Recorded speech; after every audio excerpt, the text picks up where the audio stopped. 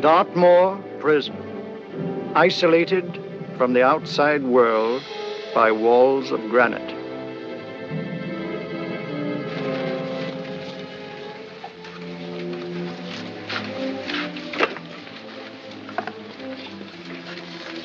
They say you could get out of here by merely telling what you know. You may or may not be another Scotland Yard bloke, but I'll give you the same answer I gave the others. I still have 2 years, 8 months, and 6 days left in which to make musical boxes. That'll be sold at auction for the benefit of this delightful sanctuary. And I intend to serve them.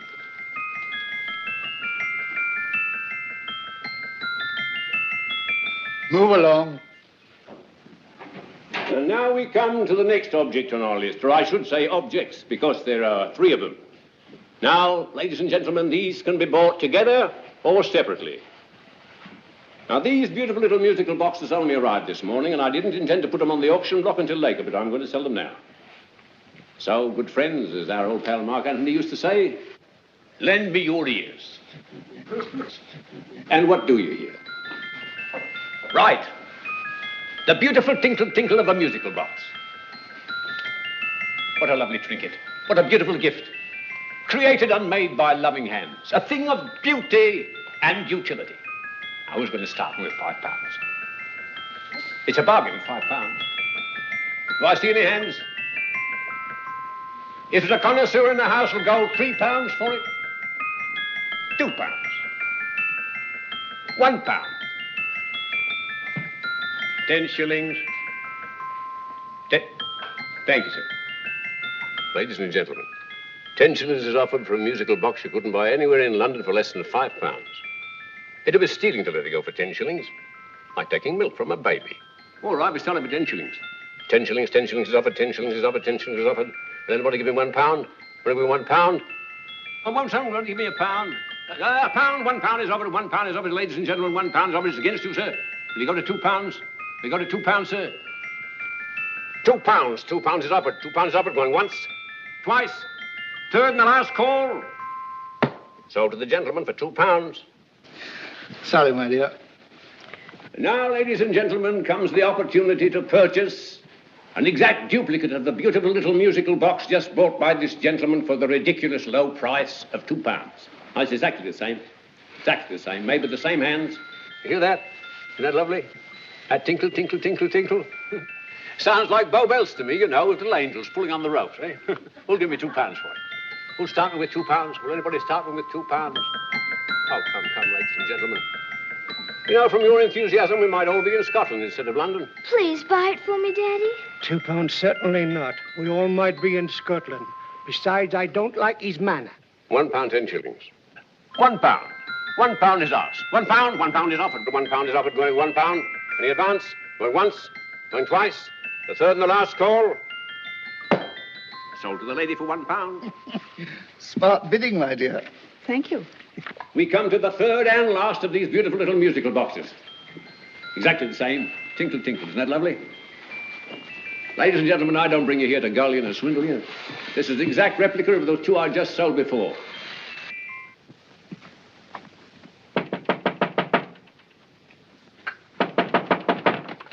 We're closed. But this is extremely important.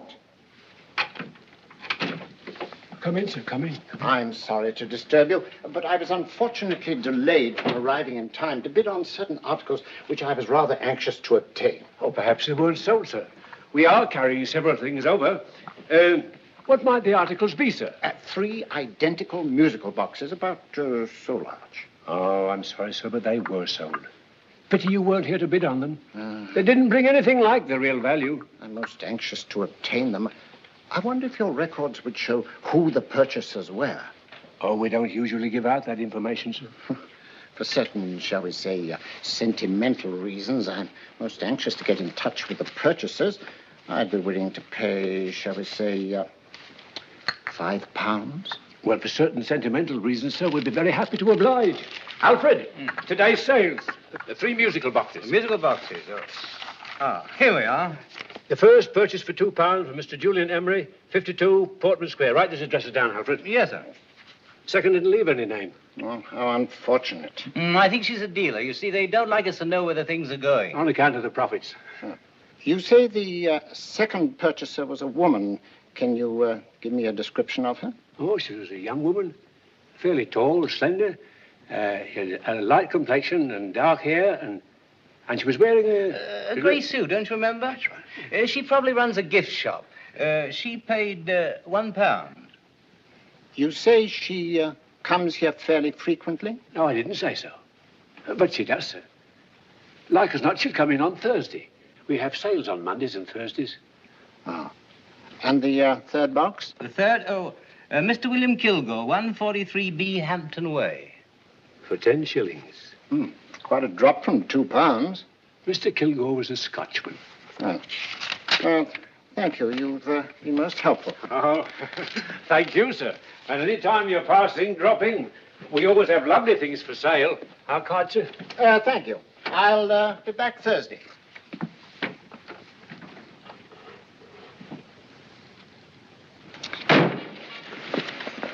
The message reached us too late.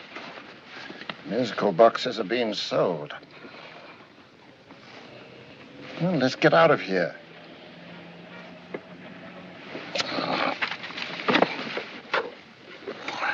Someday you'll go too far. Reaching for a star, you fool. Yet a fool may touch a star, Colonel Cavanaugh, if he but reach high enough. But not possess it as you would. The musical boxes, they're being sold. What a pity for you, my dear Colonel. Is it my fault that the message reached us only an hour ago? Is it my fault that they were sold? You can't hold me responsible for that. Hope for your sake you're right.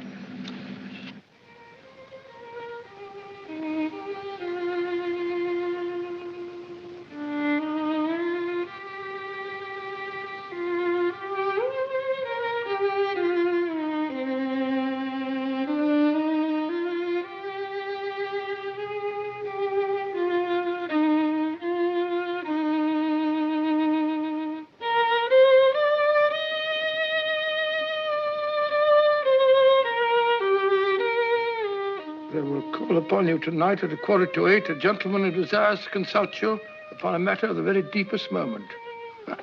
Remember that letter, Holmes? It was written over 2 years ago.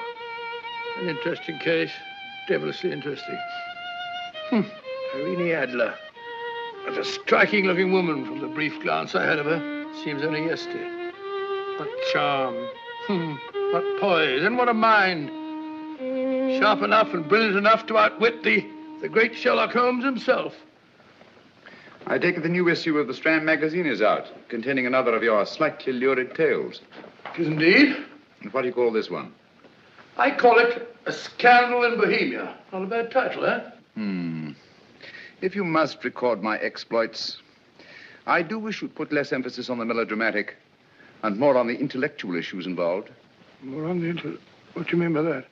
Well, I do hope you've given the woman a soul. She had one, you know. By the woman, I suppose you mean Irene Adler. Yes. I shall always remember her as the woman.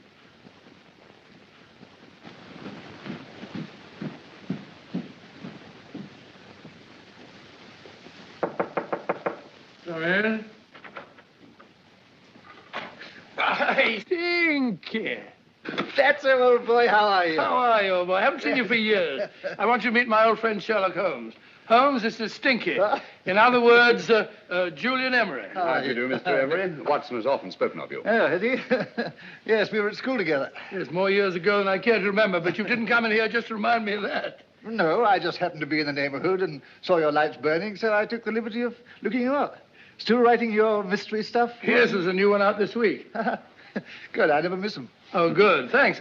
I say that bandage makes you look very interesting. Still poking your nose into other people's business as usual? Who hit you? I haven't the foggiest notion. Somebody knocked me on the head in my own living room, and then proceeded to commit the most idiotic burglary you ever heard of. Fellow must have been balmy as a coot. Balmy? Why? Come sit down, old boy. Would you You like a cup of tea? Huh? Oh, all right. I'll go and tell Mrs. Hudson about it. Yeah. Why do you say the robbery was idiotic, Mr. Emery? Oh, simply from the fact that with about £5,000 worth of musical boxes in my living room, the thief, who I caught in the act, made off with one that isn't even worth £5. I gather you're a collector of musical boxes. Yes, I am indeed. Some of them are very beautiful, but not the one that was stolen. The thief evidently grabbed the first thing that came to his hand when he heard me coming into the room. Still, it's rather odd, isn't it, that having disposed of you, he didn't pick up something more valuable.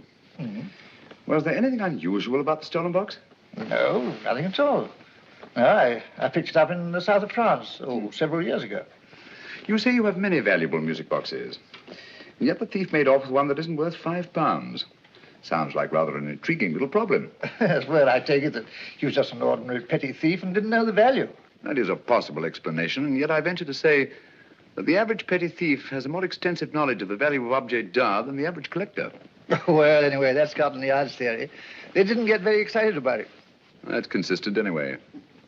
I wonder if I might see your collection, Mr. Emery. Oh, of course you could, yes. Nothing a collector likes more than showing off his trophies. When would it suit you? No time like the present. Good. My place is just round in Portman Square. Shall we? Yes, right. Hello? Where are you going? Stinky hasn't had his tea yet. Oh, I'm sorry. We're going round to my place, where I'm going to give you something better than tea. Now, this one was made for Louis the 15th, and is one of the very few still in existence from that period, and a particularly fine specimen at that. Charming, isn't it? Quite. They all sound to me like a lot of mice running about on a tin roof. I'm afraid you have no ear for music, Watson. Give me a good old band playing a rousing march. You'll have all your silly little tweets.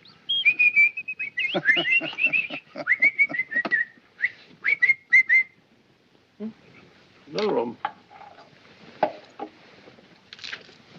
Is this me?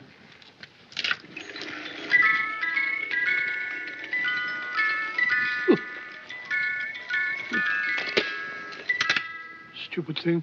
Singing rabbit. What would you say offhand is the value of a box like that, Mr. Emery? Well, it's hard to say offhand, but I think we'll bring about £500 or £600 today. It's the gem of my collection. Yet a thief who steals an oddity like a musical box passes up one worth £500 for one of almost no value at all. Odd. Very odd. What was the stolen box like, Mr. Emery? Oh, just a plain wooden box about so big. Mm-hmm. As a matter of fact, I have one over here almost exactly like it. I picked this up yesterday at an auction room in Knightsbridge. Paid only £2 for it. Of course, I wouldn't in the ordinary way add one like this to my collection, but the tune intrigued me. I'd never heard it before.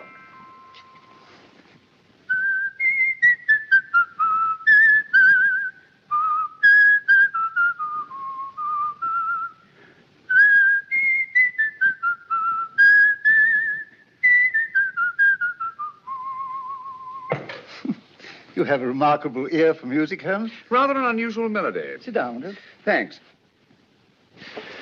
You say you bought that box at an auction sale yesterday? Yes, the Gaylord auction rooms in Knightsbridge. Mm-hmm. Run by old, what's his name? Crabtree. That's the man. At what time was the robbery committed? Oh, about 3 o'clock this morning. You know, Mr. Emery, that box and the robbery might well be cause and effect, especially since you say that the stolen box outwardly resembles this one a great deal. And Scotland Yard were not particularly interested, eh? Oh, yes, but I wouldn't blame them for that, especially as I told them I was quite unable to describe the thief, except, of course, for the fact that it was definitely a man. All you remember is that you came in here and someone struck you on the head. Yes, and the next thing I knew, my man was trying to revive me. It might be wise for you to put that box away somewhere and lock it up. Oh, I don't think that's necessary. Besides, everything's insured. Well, at least if any further attempts at robbery are made, I'd suggest that you call the police, rather than running into any personal danger. Oh, come, Holmes, aren't you being a bit of an alarmist? Possibly. Well, I must agree with old Stinky. Seems to me you are making rather a mountain out of a molehill. Molehill is the word, old boy, and it's time you were in bed. Thanks so much for letting us see your place. Now, it's been glad meeting you. Holmes, I can't understand why he was so mysterious. Seems to me the petty thief explanation was the only sensible one. Really? Yes, I can't see how you can believe it was anything else. I didn't say I believed it to be anything else. The petty thief theory is the obvious one, I grant you. However, it's often a mistake to accept something as true merely because it's obvious. The truth is only arrived at by the painstaking process of eliminating the untrue. We are not able to do that in this case without further data. Rubbish, you're pulling my leg. You're trying to turn a tuppenny halfpenny robbery into an international plot. No, I'm not. I just hope that your friend Stinky is a little more cautious in the future. Just in case.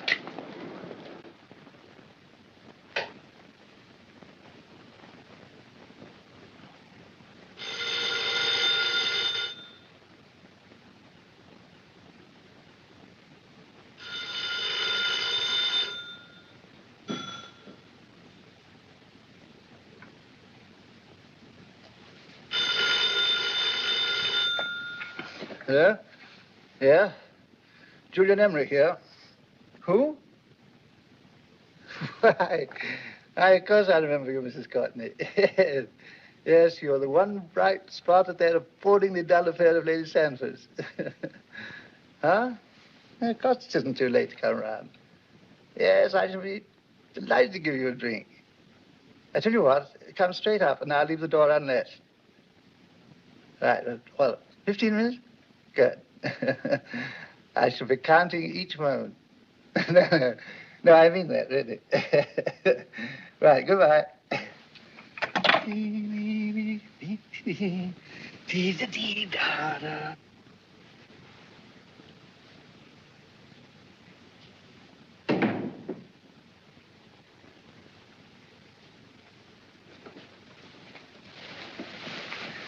Boo! You startled me. Did I? Yes. Must be the pixie in me. I know I shouldn't have called you so late. But I was at a party just around the corner, and I remembered your invitation to see your collection of musical boxes. My dear Mrs. Courtney, pleasure is all the greater for being so unexpected. My friends call me Hilda. Thanks. Mine called me Stinky. Stinky, how quaint. Oh, what a perfectly wonderful collection of musical boxes. You know, when you told me you had a collection, I had no idea it was so attractive. Yes. They appeal to the ear as well as to the eye. Oh, what a plain little one. Why, it looks just like a country cousin amid all this grandeur. No. You mustn't underestimate the country cousin. Only last night a burglar broke in here, and with all these to choose from, went off with one very much like it. Really? Yes, I don't mind the loss of the box so much, but I do resent this crack on the skull. But it makes you look so interesting. Oh, do you think so? Uh-huh. It's funny, that's what old Fatso said. Fatso? I mean, Dr. Watson. He was here this evening with a friend, a Mr. Holmes. He's interested in my collection, too. Sherlock Holmes? Yes. Do you know him? I've heard of him. Yes, he seems to think I'm in some sort of danger. What a haunting tune. It takes me right back to my childhood. Really? Do you know, it's odd that you should be interested in that particular musical box. Odd? Why? Because Mr. Holmes is also interested in it. He may have been more interested in the tune than in the box. I did, yes, that's right. I remember now. He whistled it note for note, having heard it only once. Really? He must be a remarkable man. Bit of an alarmist, if you ask me. Don't you believe in warnings? Of course not. Who'd want a box like that? I would. You're not serious. Oh, but I am. Well, you put me in a very awkward position. I'm a collector, you know. And the collector buys but never sells. But if the price were high enough... The price has nothing to do with it. It's the principle of the thing. Yes, well, we haven't had our drink. No, thanks. I must be getting along. Must you really? I'm afraid so. You're not walking out on me, are you? My reputation. Stinky. I say, you know, you are an attractive woman. Thanks.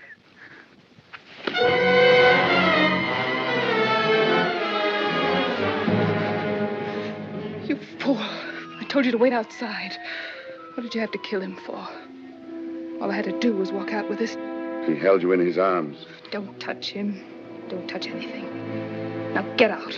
I'm sorry. You're sorry. What about me? This is murder. What about Scotland Yard? What about Sherlock Holmes? Now get out!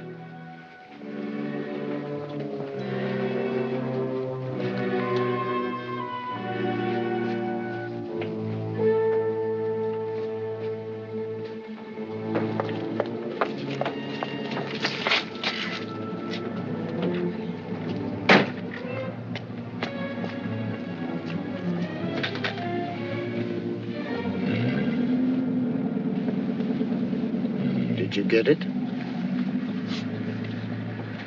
Good. Did you have any trouble with him? Just a matter of murder. Ah, Mr. Holmes. Hopkins? Thanks for coming so promptly. Inspector Lestrade suggested that I call through to you. Mr. Emery was the client of Mr. Holmes, Inspector. Indeed. You didn't mention that when I telephoned you, Mr. Holmes. Well, not exactly a client, Inspector.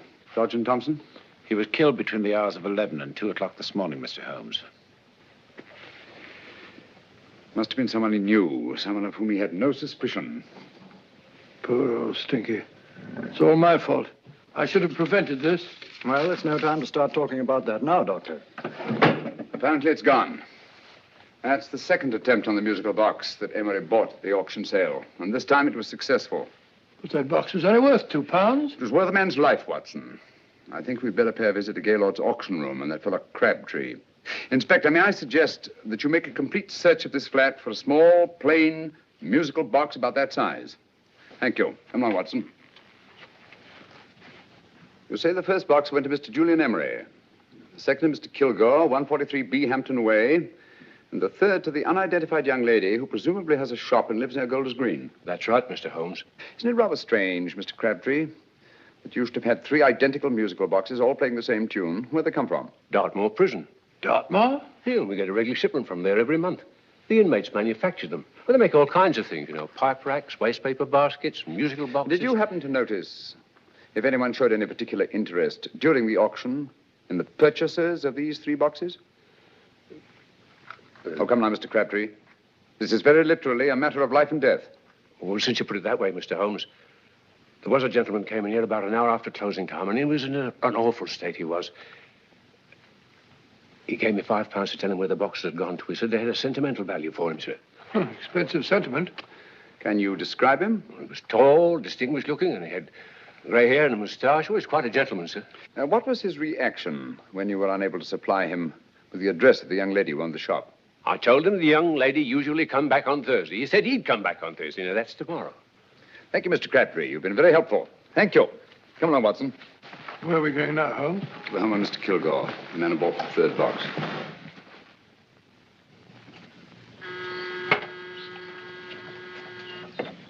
But hang it all, Holmes, how do you know those other 2 musical boxes are of any importance? I don't, but I certainly have no intention of waiting until the owners are murdered to find out. No one at home. I hope that's the explanation. I'll have a look through this window.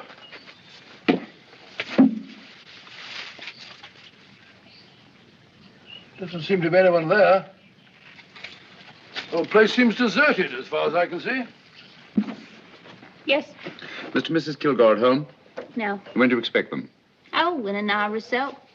There's no use your hanging about. They don't buy nothing from peddlers. Peddlers? My good woman, this is Mr. Sherlock Holmes. Sherlock Holmes? Oh, go on. Do you mind if we come in and wait? My business is rather urgent. Well, I've got to go out and do my shopping. And I don't know as Mrs. Kilgore'd like any strangers nosing about. Quite all right, I assure you. Well, I've got to be off. You 2 wait in the parlor. And no smoking either. Mrs. Kilgore says it smells up the house. Funny old girl, Holmes.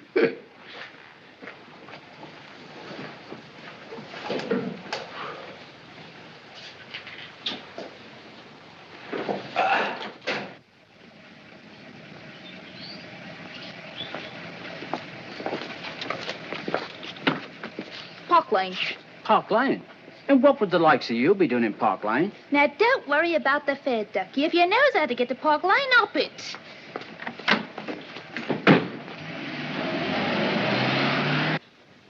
You know, Holmes, I've been thinking. There must have been something hidden in that box of old Stinky's. Stolen jewelry, possibly. What's up, Holmes? Listen. What's just the steam in the water pipes?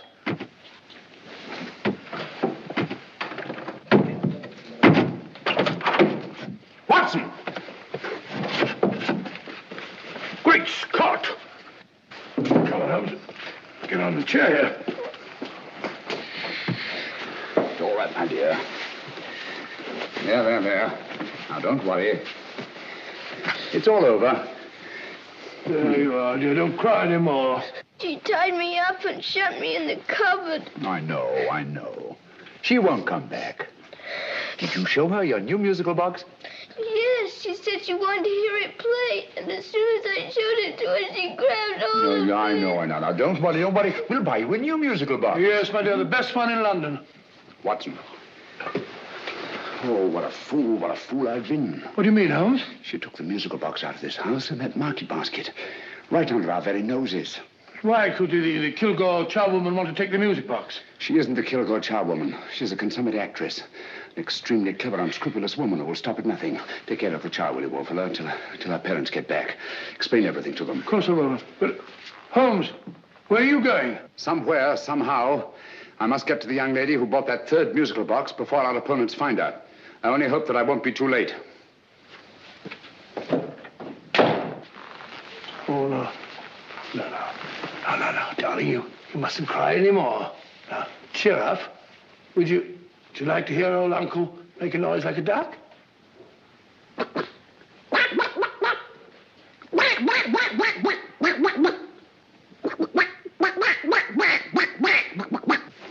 Oh, sorry.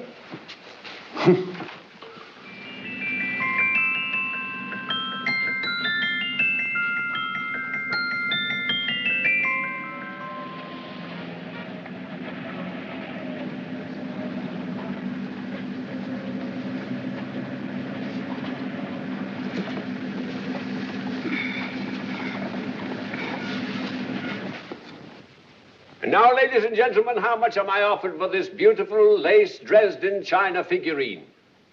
A lady of the French court. Now, this is the genuine article.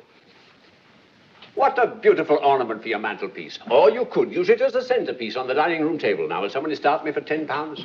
Will somebody start me for £10? £8? £7? All right, £5 is offered, £5 is offered, £5 is offered, £5.10, £5.15, £5.15. £6 is offered, £6, going once, going twice, the third and the last call. Have you all done? Sold to the lady from Twickenham for £6. Next, we have a real museum piece, ladies and gentlemen. A fine 19th century doll. The costume an exact replica of the holiday clothes worn by the Hungarian peasant women. Now, ladies and gentlemen, an article like this would cost you from £15 to £20 in a West End shop. I'm not going to ask you for anything like that. Who'll give me £2 for it? £2. Anybody offer me £2? £2 for the Hungarian? £2? £1. What? Anybody give me £1? Anybody offer me £1 for the doll? £1 is offered, ladies and gentlemen. £1 is offered. Now, I'm not going to waste your valuable time or mine in trying to get one half of what this beautiful doll is worth. If the young lady can steal it for £1, that's her good fortune. So it's going once, it's going twice, the third and last call. Any more? Sold to the young lady for £1. And now, ladies and gentlemen, may I draw your attention to something which may be a great surprise to you, worthy of any collection. The only other one like it is in the British Museum. It's a Ming vase of the 7th dynasty.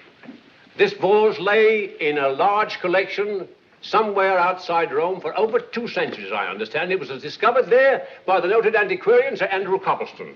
Now, some of you may remember Sir Andrew Coppleston. Besides being a noted traveler and antiquarian, he's also a gentleman rider.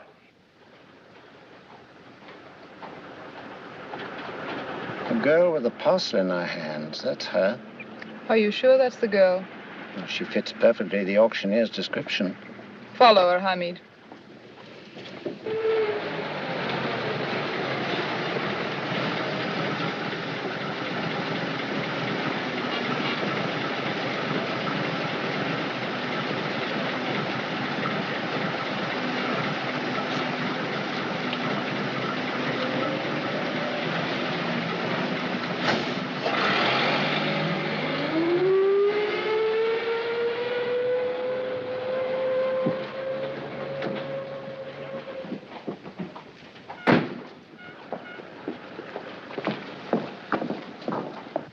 Lovely, dear. And only £1. We can get at least 3 for it. Easily. I'll go make some tea. I could do with a cup. Right. Good afternoon. Good afternoon. I'm looking for a birthday gift for a 7-year-old girl. What would you suggest? We have some lovely dolls. Now, this Hungarian I think peasant... she has enough dolls already. Books are always welcome. Well, I'm looking for something a little different. Well, that's rather cute. What is it? Oh, that's a musical box. Children always love them. And this is an exceptionally nice one. It plays many tunes.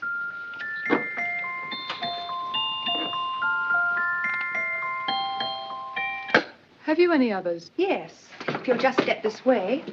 I have only 2 left.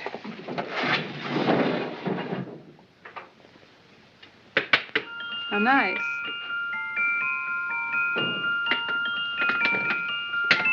Are you sure this is all you have? I'm sorry. They're rather hard to find, you know. That's our entire allotment. I did have one other, but I sold it earlier this afternoon.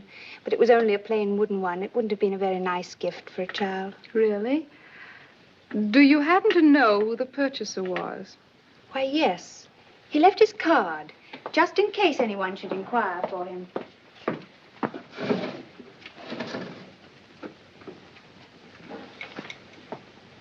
How interesting. I'm sorry, but I'm afraid I'll have to look a bit further. Thank you anyway. Good afternoon. Thank you.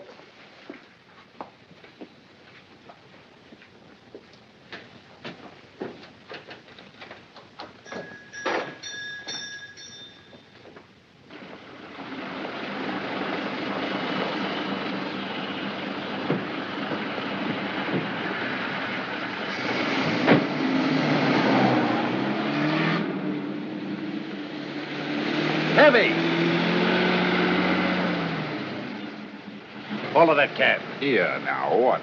Scotland Yard. Hop in.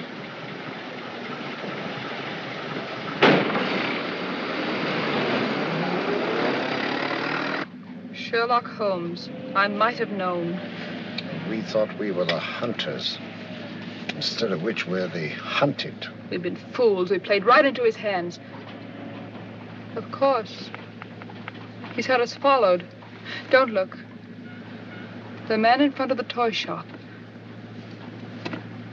Hamid, turn sharp right at the next corner and again at the next.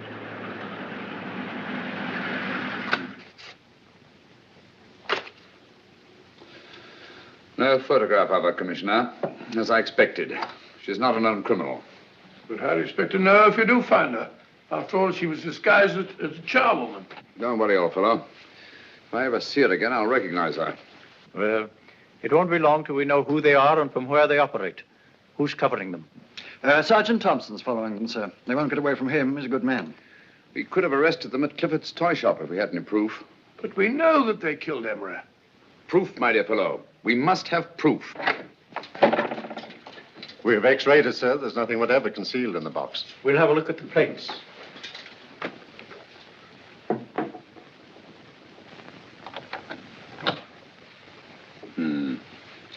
There must be some clue. And it's probably so obvious that we've all overlooked it. Seems to me we're up against a bunch of lunatics. Not lunatics, my dear fellow.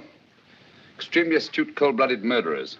What can these little musical boxes have in them that's so important? Don't forget, they were made in Dartmoor prison. You can smuggle stuff into prison, but not out. Do you want us to break the box apart, sir, to see if there's anything the X-ray hasn't caught? No, not yet. Do you mind if I take it? Certainly. Thanks.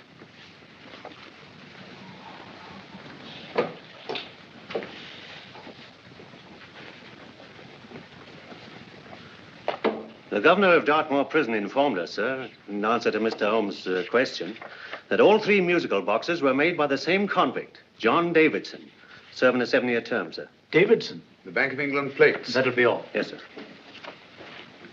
Now we're getting somewhere. Wait a minute. How did you know about the plates, Mr. Holmes? I'm a student of crime, Inspector. I make it my business to know about such things. And when the name of Davidson was mentioned... Well, who is this fellow Davidson? As long as Mr. Holmes seems to know all about it already, I suppose there's no harm in telling you. 2 years ago in London, there occurred a robbery of such tremendous importance, although the stolen articles themselves have no intrinsic value whatsoever, that the Home Secretary was instrumental in seeing that not a word of it appeared in any newspaper. But you never told me anything about this, Holmes. You were away at the time. Articles of no intrinsic value and yet of such importance? I don't understand. Davidson was apprehended within 15 minutes of committing the theft. But by that time, he'd hidden the articles in question, and they've yet to be found. Before going further, Dr. Watson, I must inform you that this matter's not to be mentioned outside of this room. Of course not. Do I look like a man who'd gossip? Let's not go into that now, old fellow, shall we? Davidson had been employed for years in a position of extreme trust by the engravings department of the Bank of England. The articles he stole were nothing less than a complete duplicate set of plates for printing £5 notes. What? The Bank of England's own plates? Precisely. And with those plates, a gang of crooks could flood England with £5 notes, not forged in the usual sense of the word, but notes undetectable from genuine Bank of England notes in any way whatsoever. Good heavens. Any whisper at all might have resulted in enormous damage in shaking public confidence in the Treasury. We tried everything after we arrested Davidson. Offered him a shorter sentence if he'd tell us where he'd hidden the plates. Why, we even put in Scotland Yard men with him as cellmates, but no results. Obviously, Davidson's a man of strong character and infinite patience. Yet suddenly he feels impelled to smuggle out the secret of the hiding place of the plates to his confederates. Why? I don't understand, Mr. Holmes. Well, for example, has the Bank of England made any plans to radically change the design of the £5 note so that in, say, 7 years from now, notes made from the stolen plates would be worthless? Confidentially, Mr. Holmes, such a move was discussed. But replacing all the £5 notes in circulation would be such a Herculean task that nothing's been done about it as yet. I see. Of course, there is another possible explanation. Davidson didn't have much time to find a hiding place before he was captured. He may be afraid that the plates will be accidentally discovered before he's released. Hence his anxiety to communicate their whereabouts to his confederates as soon as possible. I believe you've hit it, Mr. Holmes. I'm sure that the message is contained in this musical box. Or rather, in all 3 musical boxes, since possession of all 3 seems to be essential. Our opponents have 2/3 of the puzzle, we have 1/3. Well, what are you going to do, Holmes? Try to deduce the message from the 1/3 that we have.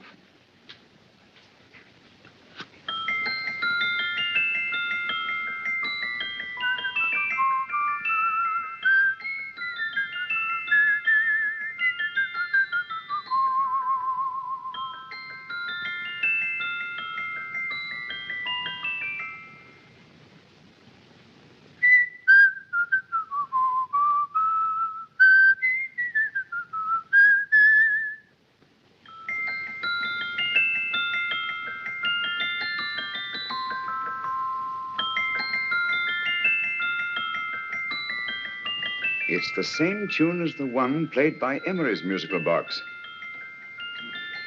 And yet it's different. Sounds the same to me. The tune.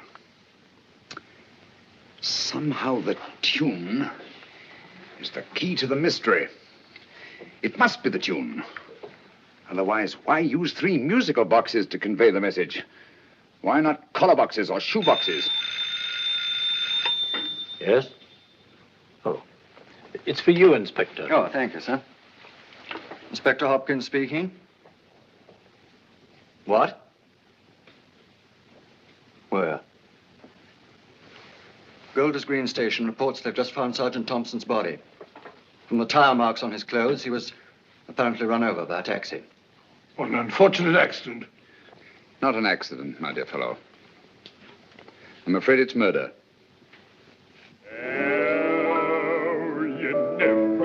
Just who you're going to meet when you're walking down a busy London street. Mrs. Hawkins, Mrs. Brown, any subject of the crowd. Oh, you never know just who you're going to meet. So you better hold your topper in your hand, just in case you meet a lady on the Strand. Girls will think you're kind of sweet, and your day will be complete. Oh, you never know just who you're going to meet. Now, a gentleman is judged by his appearance. Yes, a gentleman is judged by how he talks. Now, he's much better off when he's acting like a toff, especially if he's taking him a walk. What on earth is this outlandish place? A rendezvous for actors. Actors? Buskers, old boy. You've seen them 1,000 times. Actors who entertain the queues, waiting outside theaters. Who you're going to meet when you're walking down a busy London street. So you better wear your best velvet pies to look your best, 'cause you never know just who you're going to meet. So you better keep your manners right in view, just in case a lie gives a how'd you do.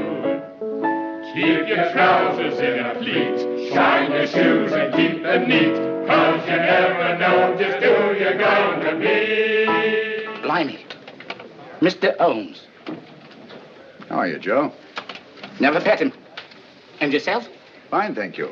I want you to meet a friend of mine, Dr. Watson, Joe's sister. Oh, well, any friend of Mr. Holmes is a friend of mine. Hi, Joe. He did me a good turn once that I'll never forget. Yes, I cleared Joe of a most unpleasant charge. Murder, no less. Oh, really? By proving to the satisfaction of the police that he was busy at the time blowing open someone's safe.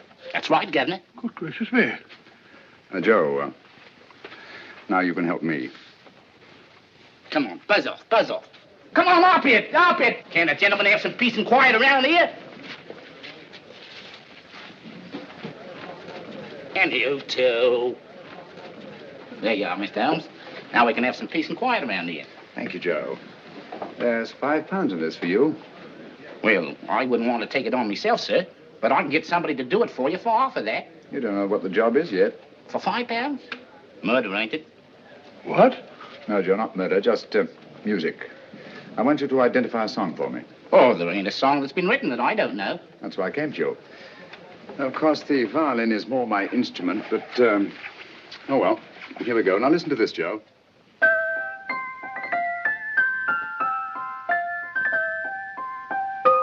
Wait a minute. You're playing that wrong. That should be E natural, not E flat. You know the song? Oh, yes. It's an old Australian song called, The Swag Man. But you're playing it all wrong. That's what I hoped you'd say. Now, listen again, Joe.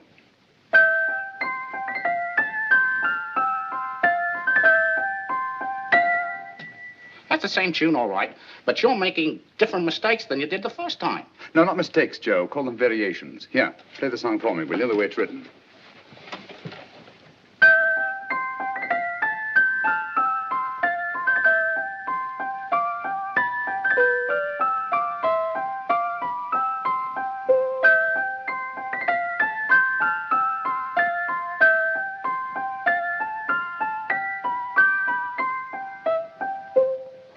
Yeah. Thank you, Joe. What's it mean, Holmes? Are you onto something? Perhaps. I don't know yet. It's probably a code of some sort. Joe, could you write the song down for me, the way it was originally written? Oh, sure, Mr. Holmes. But it'll take a few minutes. Here, Mabel. Pale ale. Come on, up to it. Along with it.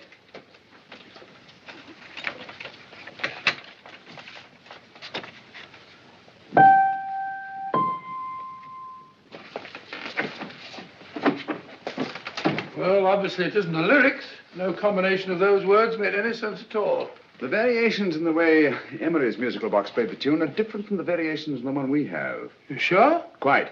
You see, I took the trouble to memorize the tune as played by Emery's box that night we were with him in his flat. Holmes, you amaze me. Elementary, my dear fellow. One of the first principles in solving crime is never to disregard anything, no matter how trivial. But why the 3 boxes? Why not 1? Because the message was obviously too long to be conveyed by any one variation. Then there's the 3rd box, the one that woman took from the Kilgores. That contains yet another set of variations. Yes, well, it's all beyond me. Well, all we have to do now is to find the secret of the variations. Not a very easy problem to solve, my dear fellow.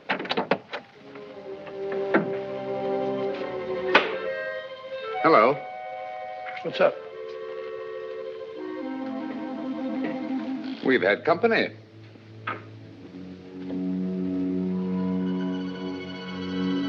I say, this is outrageous. Ask Mrs. Hudson to come in here, will you? Right.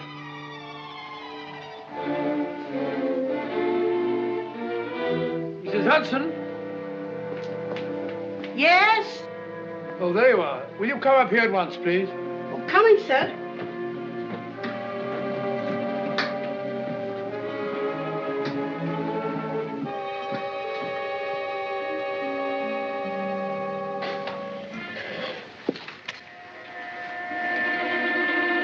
Mercy me, Mr. Holmes. What has happened? Who called while we were out, Mrs. Hudson? Just a young lady. The one who said you wanted her to wait for you. And a nice-looking old gentleman with Our her. friends again, Watson. Friends? What did the young lady look like? Oh, I couldn't see her face. She had a heavy black veil on. But she had such a nice way with her. Oh, I'm sorry, Mr. Holmes, if I've done anything wrong. But you did say I should always let clients come in and wait for you. Don't worry, Mrs. Hudson, don't worry. You had no way of knowing. It's quite all right, quite all right. Now, don't worry, Mrs. Hudson. Don't worry. Well, where on earth's the musical box? They didn't get it. Didn't get it? Where is it? It's in your hand. Huh? In that biscuit jar. Take the biscuits off the top. Now put your hand inside, and you'll find the music box. Well done, Holmes. Well done. Amazing.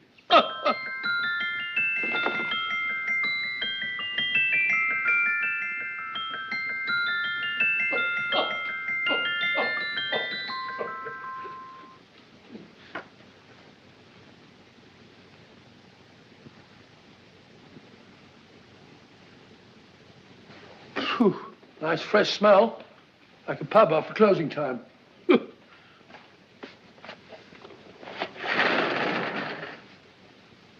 I say, Holmes, What? it's morning.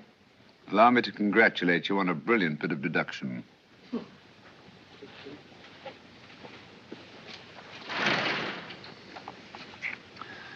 It's not a transposition, not a polygraph transposition, not a trigraph, nor any known form of decoding. How about the Morse code? Have you tried that? Yes, at about 3 o'clock this morning. I'm sorry, old man. I was only trying to help.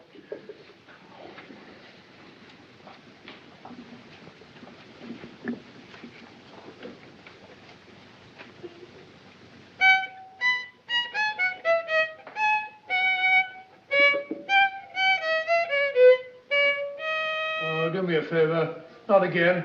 Must have heard that thing 1,000 times. Kept me awake all night.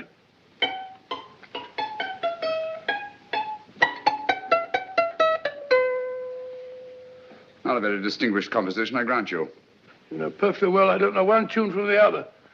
When I was a kid, my people tried to have me taught the piano. I've always felt sorry for that old teacher of mine. The poor old girl finally reached the point of numbering the keys for me. 1, 2, 3, 4. Even then, I never progressed beyond... Numbering the keys, Watson. The 19th key of the keyboard is the 19th letter of the alphabet. S. Here. Write it down when I give it to you, old fellow, will you?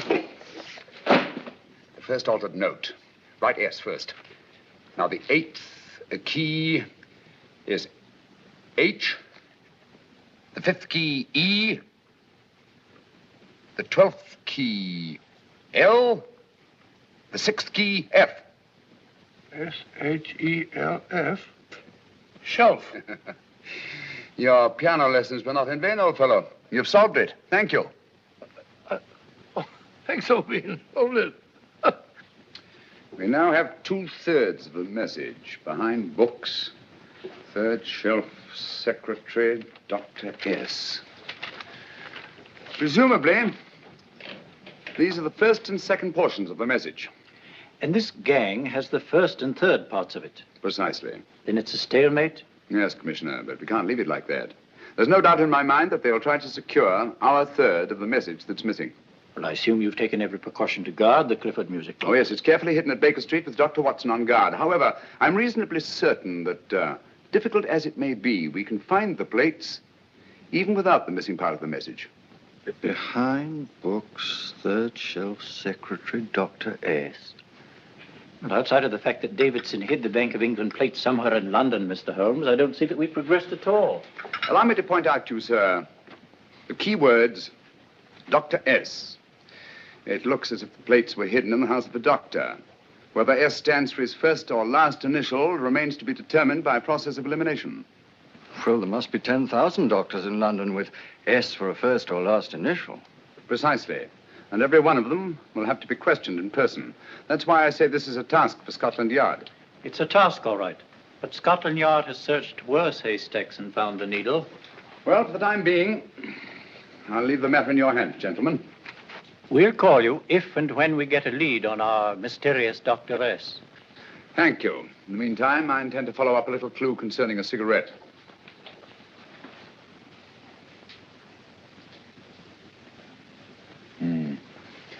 You're certain of the identification of the tobacco?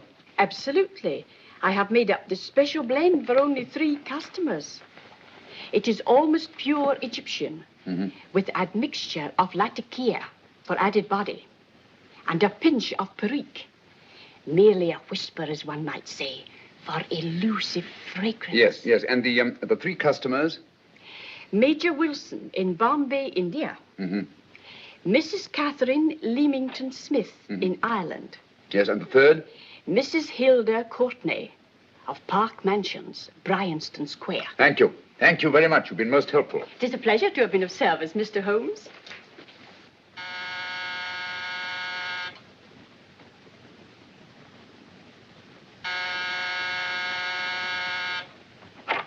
Yes? Mrs. Courtney? Yes.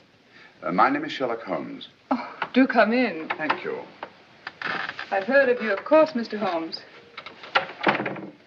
I believe we have a mutual friend in Sir Edward Brookdale. He's spoken to me of you quite often. Indeed. And to what good fortune am I indebted for this visit? I think you know Mrs. Courtney. Well, I did get a summons for speeding last week. But outside of that, I don't think I'm of any interest to the police. Oh, come now, Mrs. Courtney. You seem to forget that you and I have met before. I'm sorry. I'm sure I would have remembered meeting the great Sherlock Holmes. Please sit down. Thank you. You say we met before. Yes. At the home of Mr. and Mrs. Kilgore, 143B Hampton Road. Kilgore? I don't think I know anyone of that name. Well, I didn't say you knew them. As a matter of fact, you called on them when they were out. I don't understand, Mr. Holmes. Really? And you were dressed rather differently. Indeed. Cigarette? Thank you.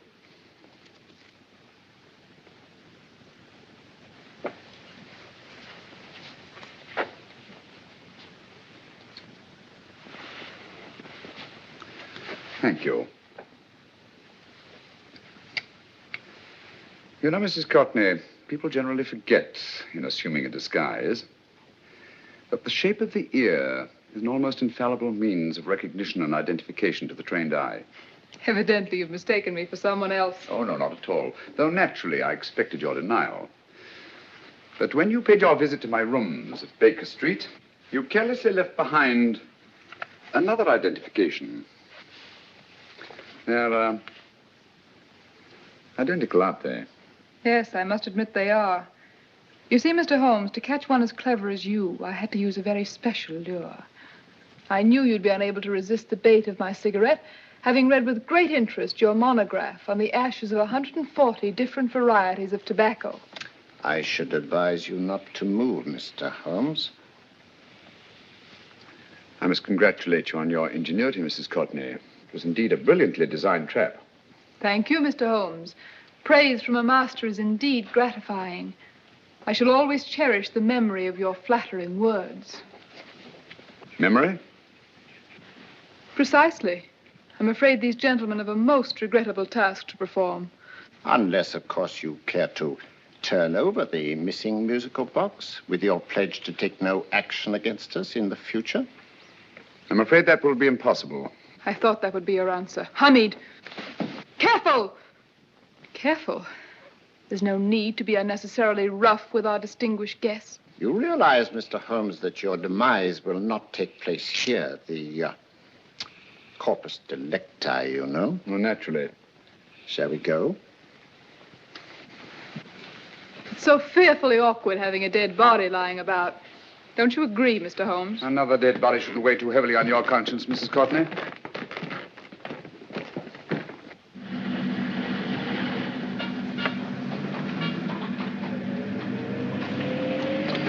You mind if I have a cigarette? Don't see why not.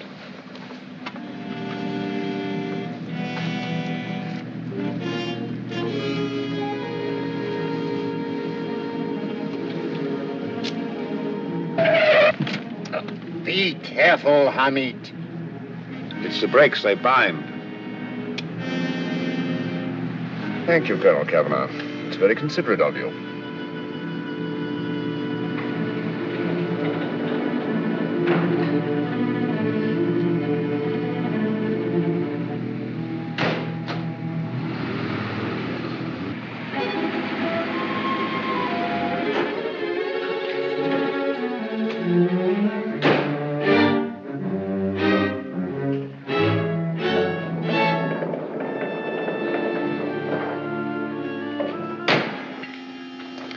You'll be happy to know, Mr. Holmes, that your death will be a painless one.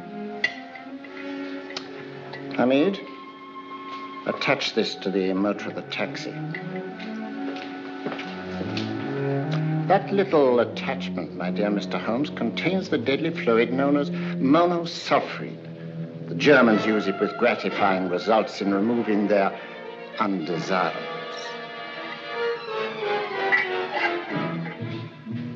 Start the motor.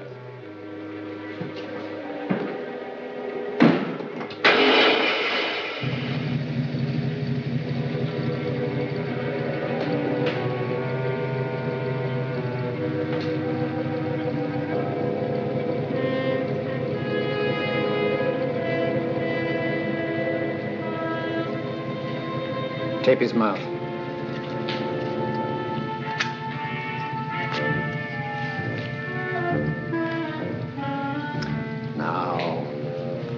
Up with him, Hamid.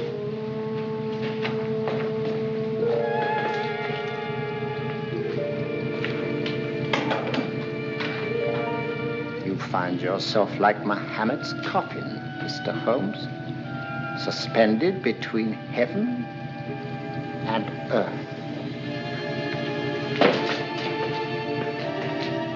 Plenty of fuel in the tank? Good. It would be too bad to have anything go wrong through so simple an oversight.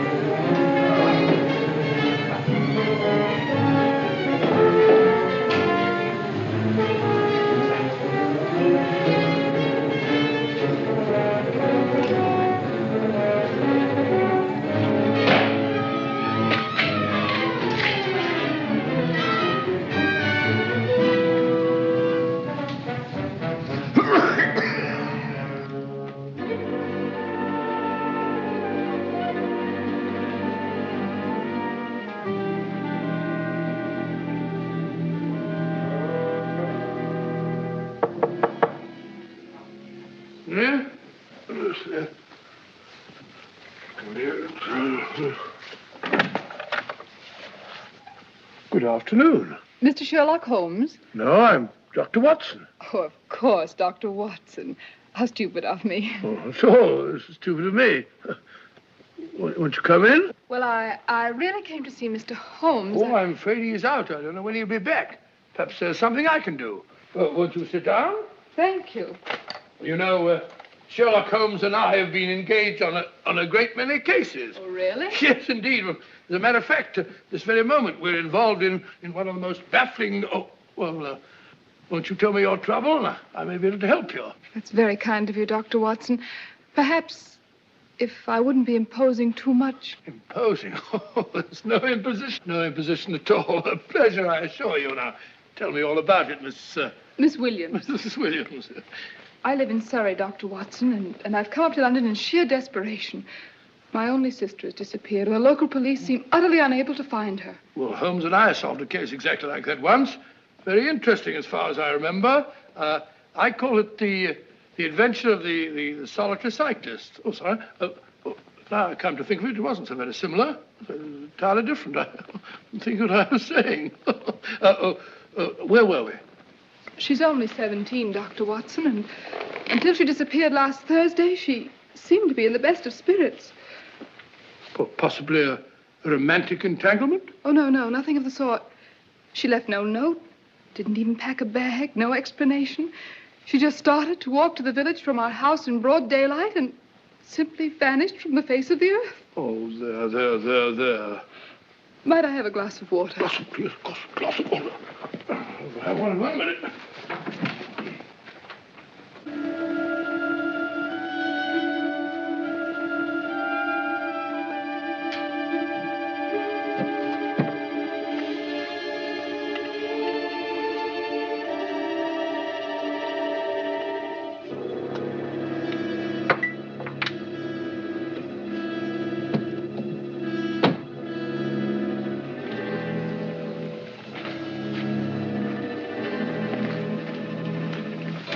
There you are, my dear. Thank you, Dr. Watson.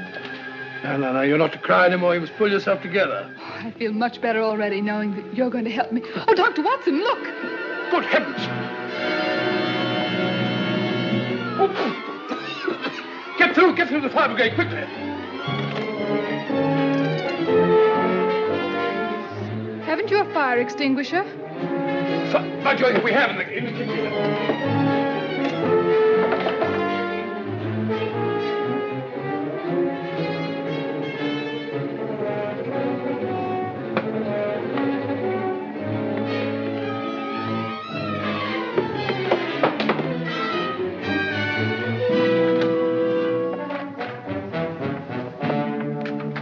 Don't you worry, Miss Williams. We'll have this thing out in no time.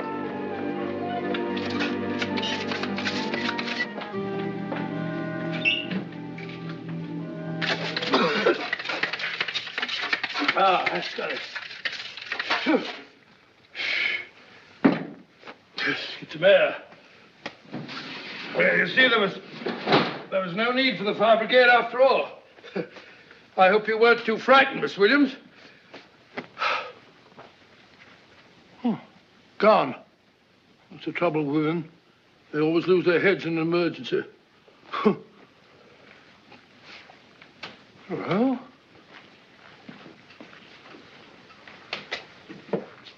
a musical box. Great Scott! Miss Williams!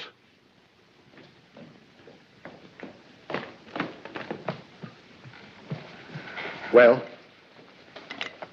Good. And Holmes? By now, Mr. Holmes has no doubt exchanged his violin for a harp. Always assuming that heaven is his destination. And now that we have the missing musical box.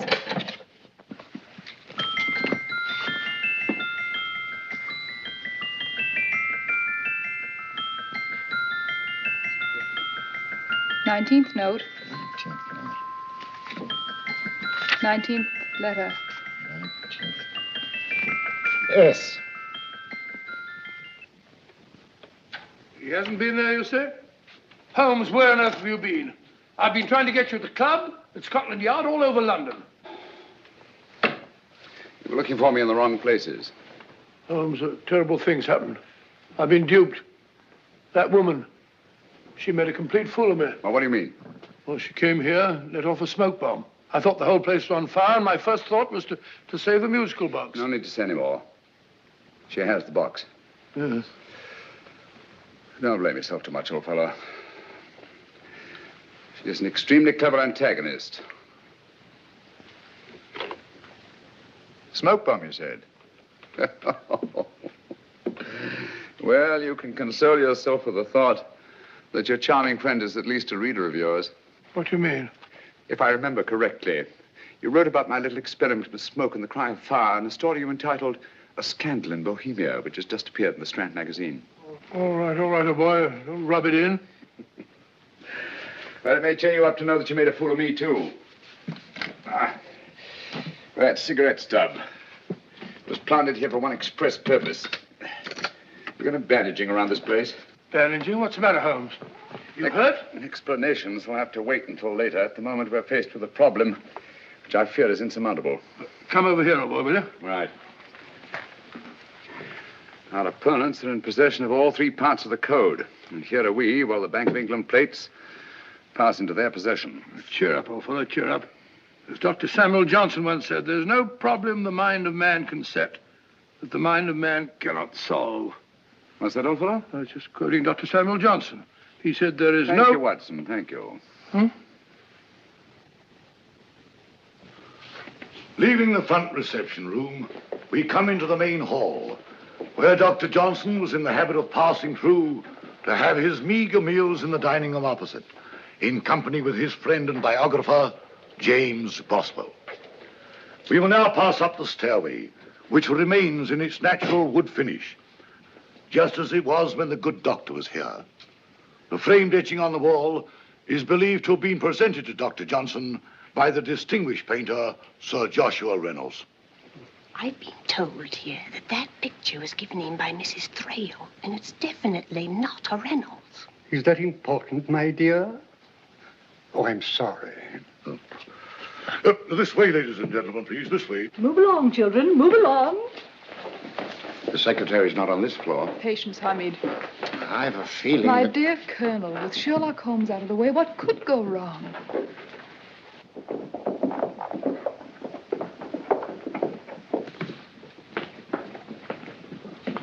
And here we have the Garrett Library, in which Dr. Johnson wrote his famous dictionary, and in which you will see also many of the great man's books and other items of interest.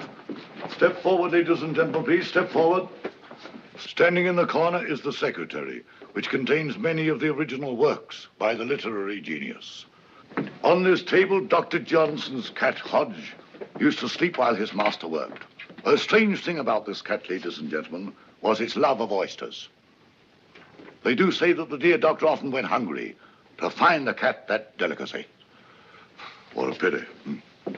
Now we will visit the grey room, which is immediately below us, in which you will see the very bed in which Dr. Johnson died. What did he die of? Gout. Just gout. This way, ladies and gentlemen. Mind the steps, please.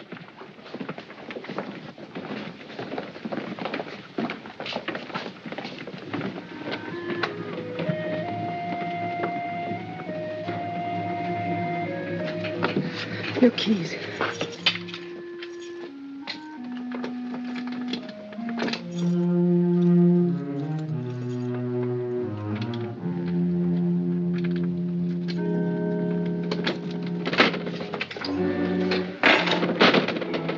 Third shelf up.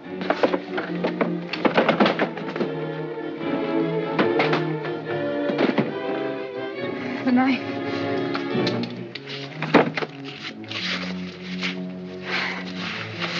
Gentlemen, the Bank of England plates. Well, Mrs. Courtney, so we meet again. No, I shouldn't do that if I were you, Colonel Cavanaugh. I must congratulate you, Mr. Holmes. You're far more clever than I thought. Thank you, Mrs. Courtney. Praise from you is indeed gratifying. I shall always cherish the memory of your flattering words. Memory? Oh, thank you. And now I have a most regrettable task to perform.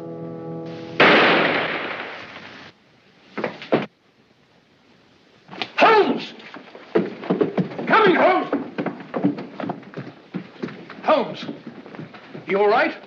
Perfectly, thank you, old fellow, but I think this gentleman on the floor requires some medical attention. We must see that he looks his best, you know, when he's hanged. Take them in charge.